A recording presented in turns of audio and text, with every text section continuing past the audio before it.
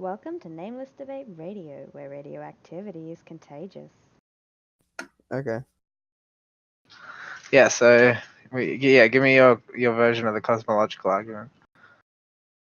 All right. So I would give you the argument for motion, which is that my pen on my table, right, is dependent on the table, and the table is dependent on the earth below it, and the earth is dependent on the gravity. Mm-hmm. And that gravity would eventually lead you to a mover, but that mover must at least be, Gravity. How does gravity lead you to a mover?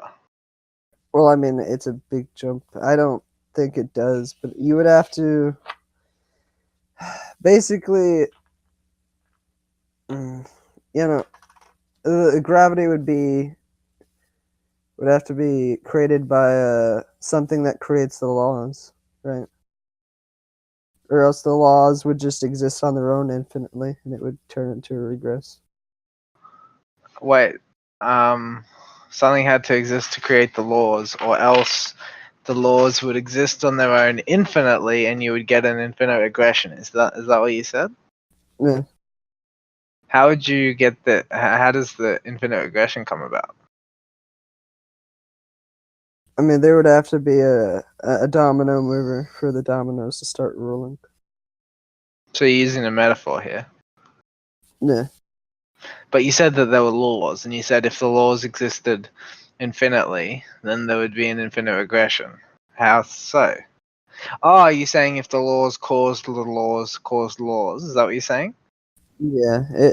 So laws existing infinitely wasn't a good way to say that then. Alright. Okay. So you're saying if what about if there are some laws? You could say a law of makers. That sound about right. No, but what if there are some laws that are so fundamental they cannot be false? I mean, I'd be open to that. How would that work? So like some things can't be false, right? Like, would you agree to that? Just in general, like some things can't be false. Or like universals? Well, like 2 + 2 = 4. That can't be false. Yeah, that's universal. Yeah. That's not a universal. That's technically an a priori truth. Well, A = A. Is that better? Yeah, but a universal is like a universal is more like a Platonic form, man. Mm. A = A is the law of identity, right? Yeah. And nothing can equal B. However, I have heard objections to that statement. But I mean, you can make an objection, but it's not a very good one. Okay, so yeah, so like 2 + 2 = 4 can't be false, right? Mhm. Yeah. So do you think it's possible that there are some rules that are like that? I mean, I feel like it would be an assumption on my part. I would probably. No, I just think it's possible. Yeah. I mean, if Seems like possible. right off the bat, but I would probably not, fall back on it forever. Mm-hmm. You know? So like I wouldn't. I'd have to justify that. Do you know the proposition all bachelors are single? No. Well, so like that can't be false, right? Yeah. Yeah, it's like another one of those like 2 + 2 = 4 things. Can't be false. Yeah, so what I'm saying is like those elements that I mentioned to you before, right? There's that like transcendent basis that I call data logic. And then there's two elements in that, data and logic. I'm saying that each of the individual elements are axiomatically like necessarily true. They can't be false. Yeah, like that's the only axioms I can fall back on, to be honest. Like the other than that, like No, but that's what I'm saying is if you fall back on the axioms rather, that data exists and that logic exists, what you find is that not only are those axioms necessarily true, but you can use those to explain this physical system existing and you and I existing in it. And it's like pretty easy actually.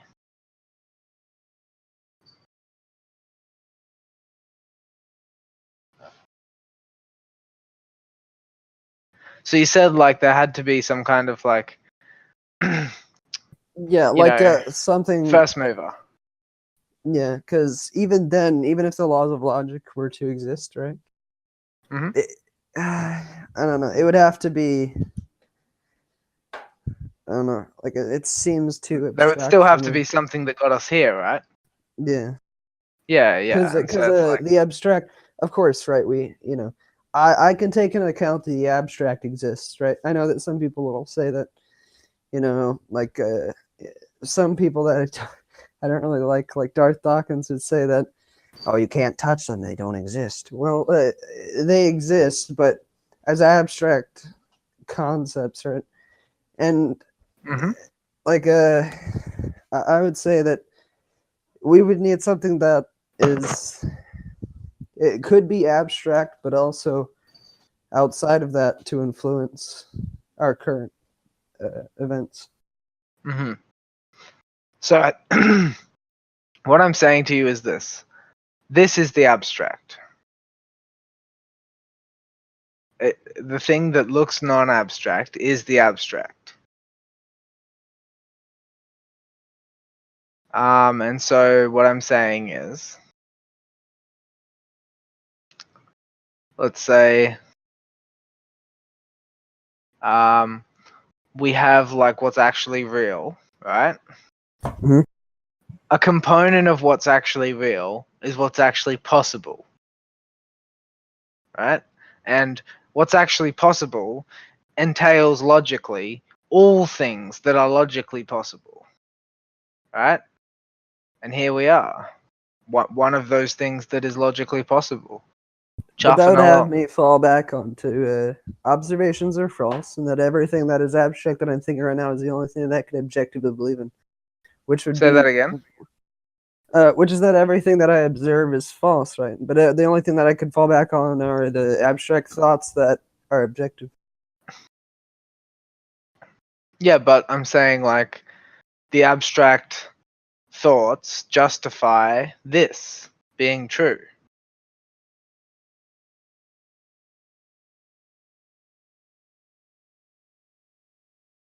Oh, that logic reflects reality. Yes. Yes. So like there's two types of logic. There is subjective logic and objective logic. Subjective logic is like the system that you use to model the world and the way that you upgrade that system.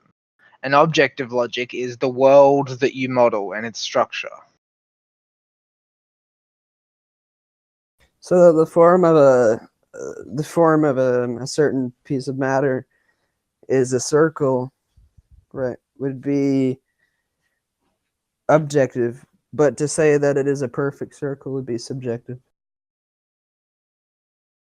Um, well, to say anything is perfect would be subjective, but no. More what I'm saying is that like the structure of a thing in real life is its objective logic, and then we subjectively reason about its structure, and insofar as our subjective reasoning has a structural consistency with the objective logic of the thing, we can predict it accurately.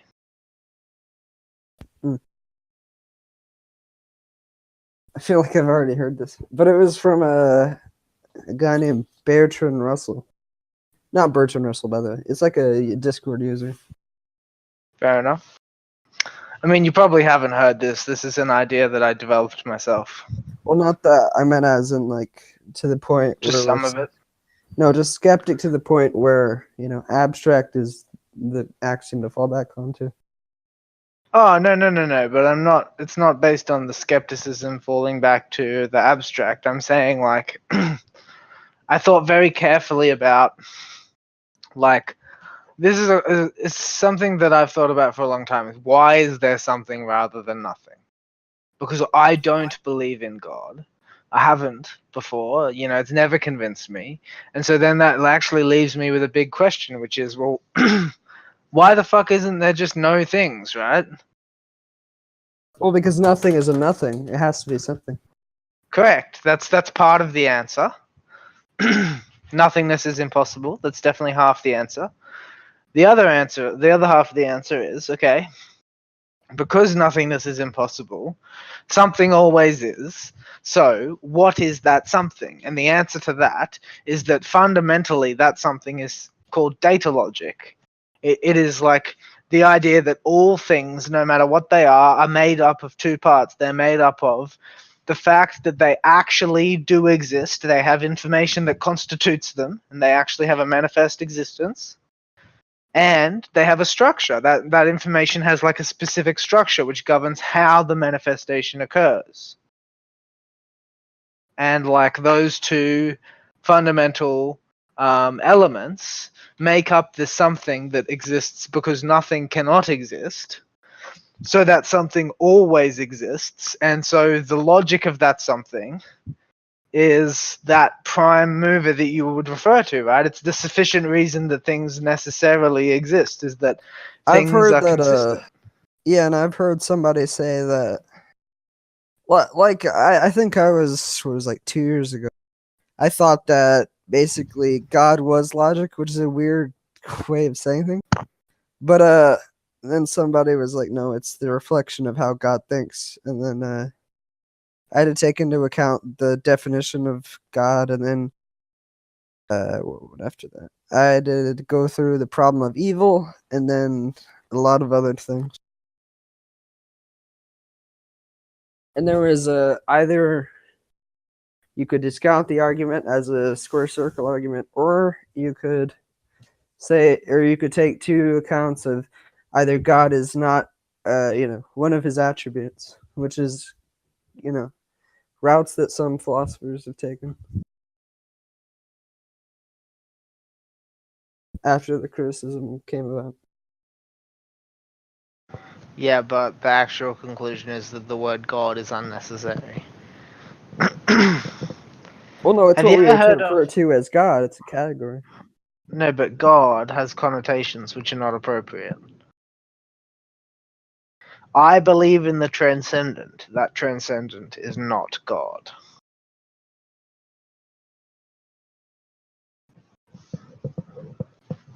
Have you ever heard of a guy called Laplace? No. So he was like an astronomer and a physicist.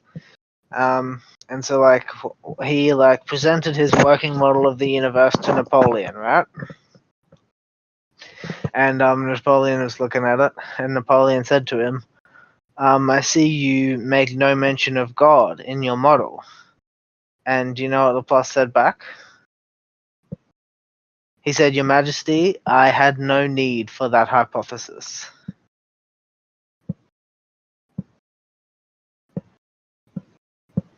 Yeah, I think I've heard of him before, but Mm-hmm.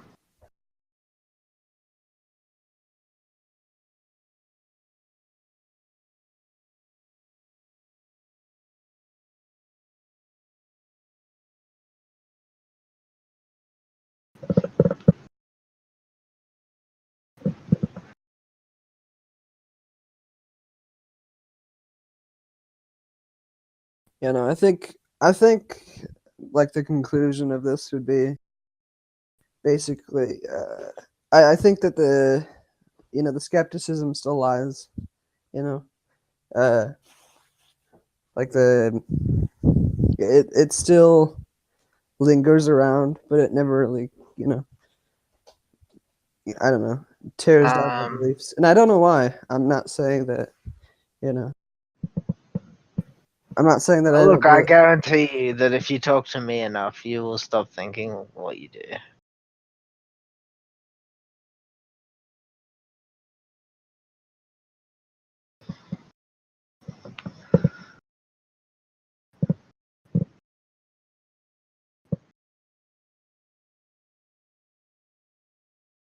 I think part of the problem is that you probably don't know that many people that are very good at questioning.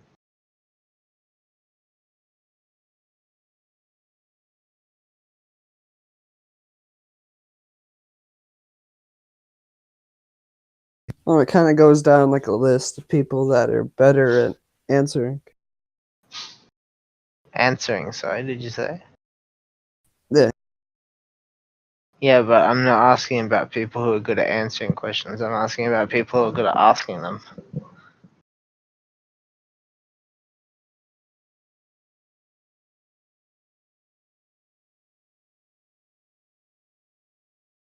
How would you feel about Crambo? Because I think he asks certain questions, but they're very.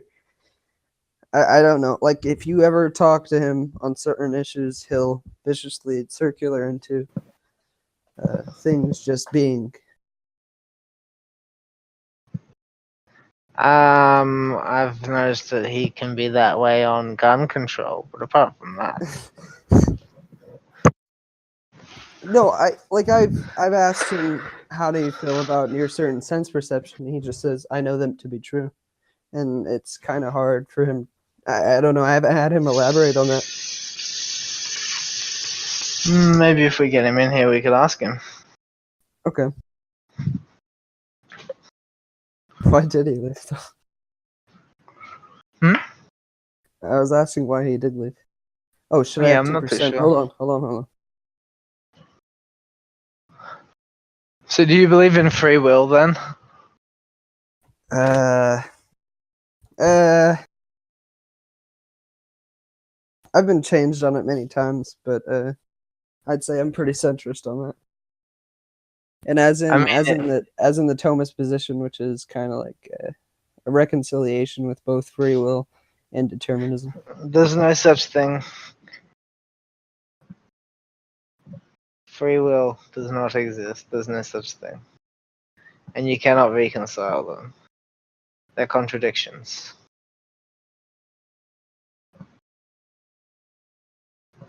Like they are directly opposed.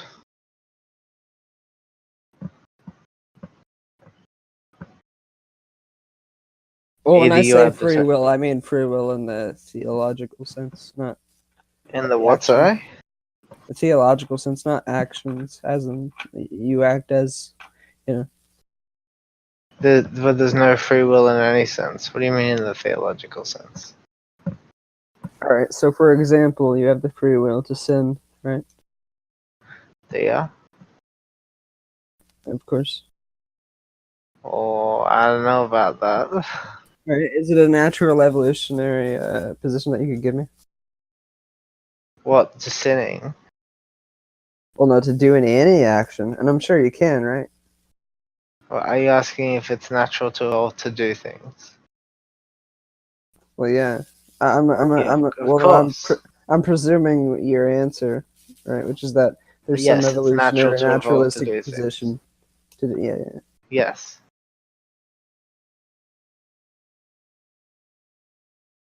But I don't understand how you refute that. Do you know how you refute that? I don't know. I know that I used to hold that position. That's all I know. I probably Seems could like the still fall back correct on it. position. Seems like the correct position. Just saying.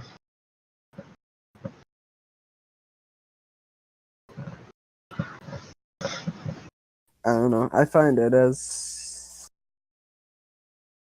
I don't know. I find it as easier as Mars existing as God existing. I just feel like it's an easy way out. Just an answer. Those aren't equivalent though. Oh, can you explain to me? How they're not equivalent? Yeah. Well, we have like a lot of evidence that Mars exists. But we also as well have reason to believe in God, though, do we not? No, we don't. Yeah, we have arguments. I'm telling you that I'm an expert in argument, and that there isn't a good one to believe in God. Like, I've been looking for years, man. There's not a good one. I've never heard a convincing one.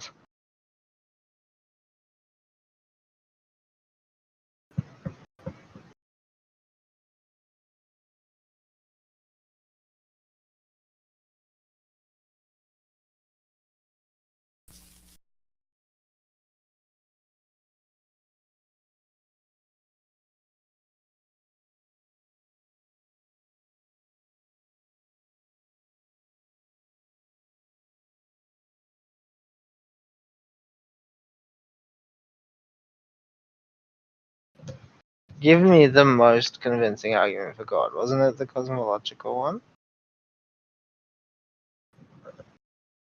That's what you said, right? Yeah, and the argument of motion. I think those are like the ones that I usually agree with. Yeah, but I like totally refuted both of those. Like I gave an alternative to God. What logic? Huh? Logic. Data logic. Mm.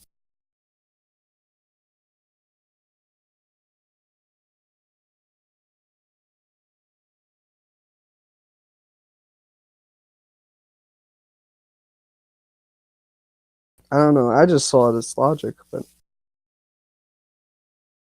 No, but like I'm saying, there's two parts to it. There's data and logic. yeah. So the data being, 2 + 2 = 4. No, data is like, so like when you look around the world, right, things are like a certain way, and you look at them and then you inform yourself about them, right? Yeah, And so like, observation. yeah, like when you've performed the observation, you have information in your head, right? The reason we call it information is because you informed yourself, right? But before you informed yourself, that information was uninterpreted and outside of your head. It was just the environment, right? That's called data, right? And so that data existed in the environment before you came along to observe it.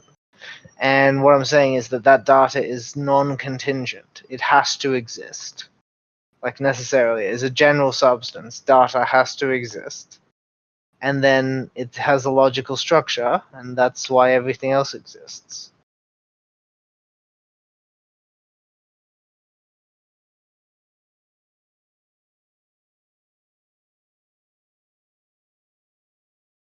Wait, so essentially data exists already, or are you saying that we observe it? Yeah, data exists necessarily. It can't not exist.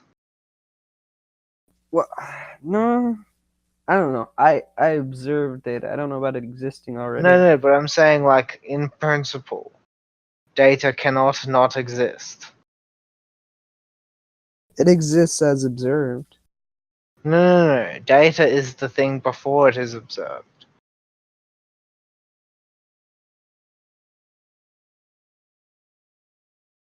For you to make an observation, something has to be there to be observed, right? Yeah, it has to. Yeah, the thing it Have is. existed. Yeah, the thing that's there before you observe it is called data.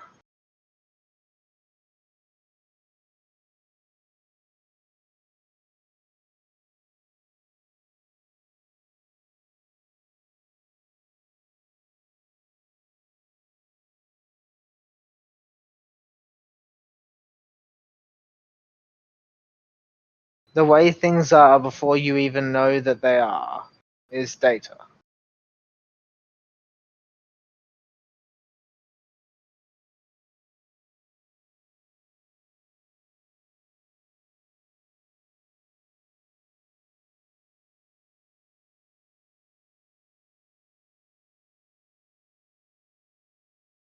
Is that problematic for you? Eh.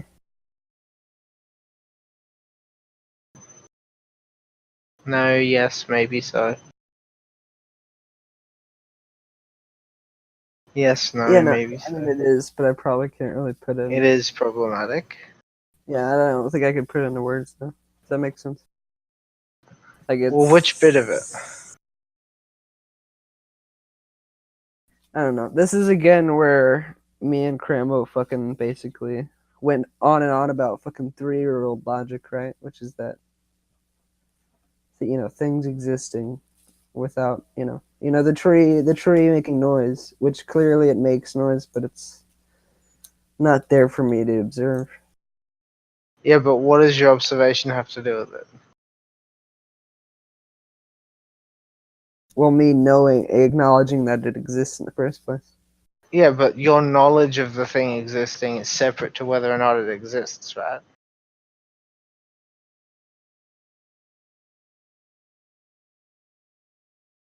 I don't know. That still throws me back.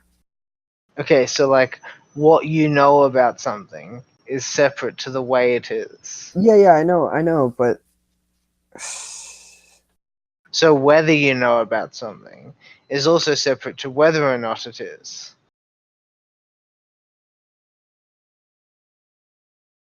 Like when there's, for instance, if there are like archaeological fossils in the ground, they existed in the ground before you dug a hole and found them and knew that they existed. Do you know what I mean? yeah, I know what you mean. I know it exists separately, but it's So that's what I'm saying. It's like things are like made up of data, and data is what we call the things that exist when we haven't looked at any of them yet. That they're just data. They're just like they are something, and the general form for something is data.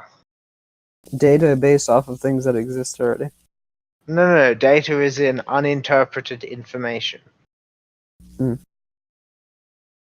So, like when you collect scientific data, you're like taking pieces of information that you weren't looking at before, right? But they were still there. They're data.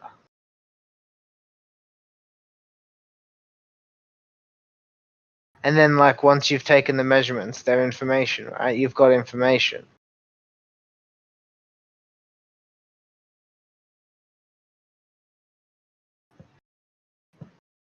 You collect data, you collate information.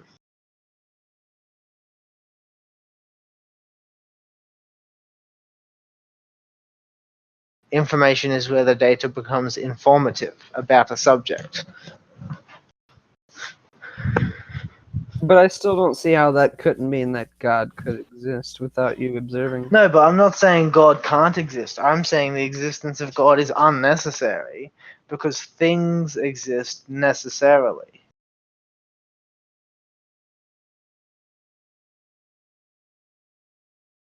Do you follow that? Yeah. So what am I saying when I say things exist necessarily? Well, things exist necessarily until we observe, they exist independently of us observing them. Correct, yes. But not just independently of us, but that they're non-existent. Their non-existence isn't possible.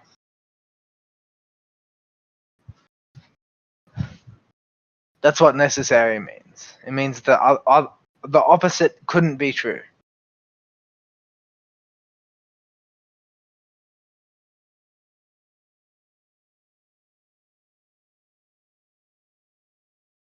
Are you following that piece of it? Yeah.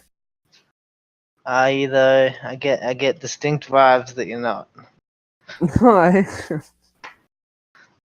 You've clearly explained. I don't know, but like I don't know. But you just don't agree. It's probably it, but I don't know how I could shake that.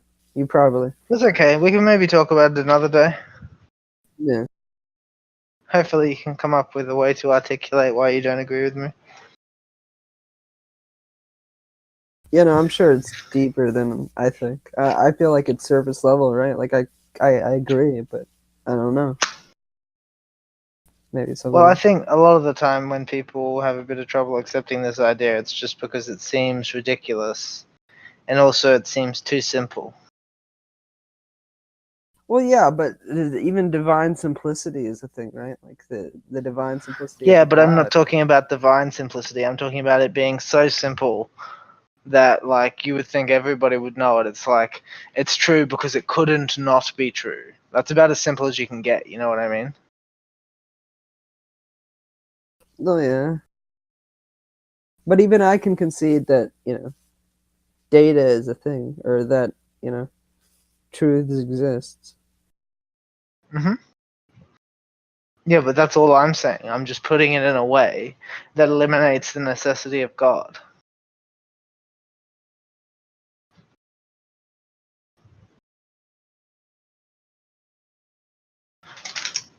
You get me, dog? Yeah.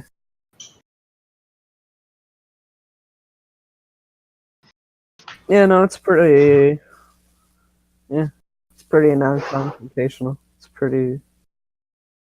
I'd love to talk to you about it another day when you've got a bit more. Oops. What's up? When you've got a bit more of an idea what you think's wrong with it.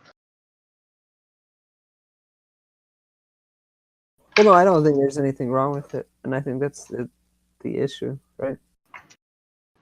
That's the issue.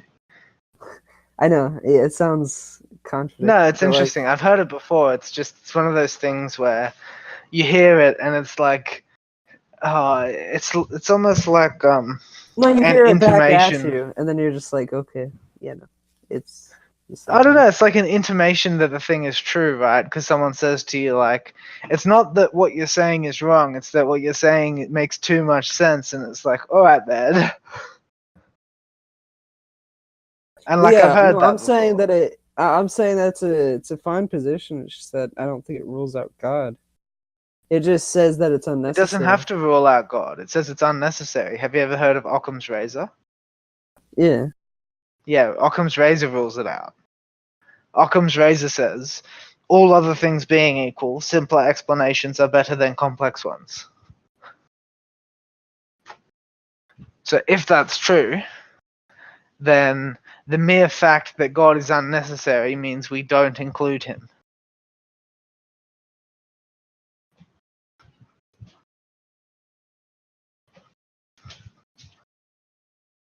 Unnecessary assumptions should be removed.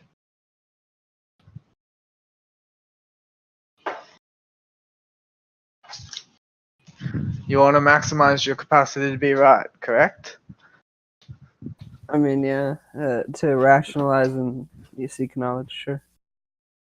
So then what you should do is you should eliminate all of the chances to be wrong that you can. So if you have any unnecessary assumptions in your like understanding, you should say, okay, these assumptions aren't necessary to get the things that I find useful from the explanation, so I'm going to get rid of them.